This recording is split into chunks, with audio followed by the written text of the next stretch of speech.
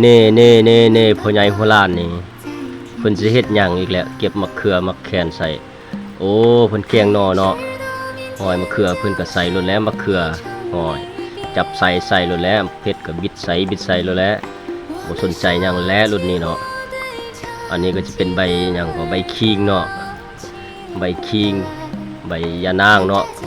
หอยมะเผ็ดเพิ่นก็ว่าบ่พออีกใส่อีกจักหน้อยว่าซั่นหอยอันนี้ก็โอ้มีแต่มักเผ็ดเนาะหอยเพิ่นก็ฮีดใส่ลงแล้วอันนี้ก็จะเป็นหยังก็โอ้อันนี้เป็นเมนูต้มไก่เนาะเพิ่นว่าโอ้พ่อเฒ่าหัวล้านเนาะเพิ่นก็มันได้ดูมันแต่งอยู่แต่งกินได้หอยมักเผ็ดเพิ่นก็ใส่อีกแล้วปาดโหหอยเพิ่นก็โห้ยใส่หวานใส่ลงแล้วหอยเต็มหม้อจวดมื้อนี้เพิ่นว่าบ่ได้รับได้นอนแล้วมื้อนี้น่ะมื้อนี้ก็อาจจะอากาศบ่เป็นใจได้ฝนก็ตกได้มื้อนี้เนาะหอยเพิ่นก็ใจเอาหัวสีไข่เพิ่นได้หอยเพิ่นเฮ็ดก็รุ่นย่องใส่แล้วแหละบ่สนใจไผแล้วแหละ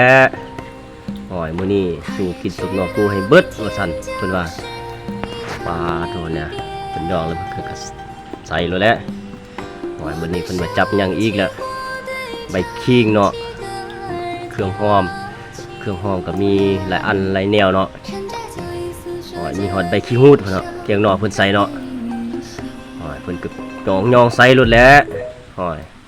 บ่ใส่มีดใส่ผ่าหยังแล้วเพิ่นเฮ็ดนะเอาจองมาโคลนมื้อนี้สู่กินตุ่มเนาะกูให้หมดเด้อว่าซั่นพ่อใหญ่หัวล้านเพิ่นว่าหอยจวดหอยอันนี้ก็เป็นต้มไก่เนาะว่าซั่นโอ้ได้เรื่อง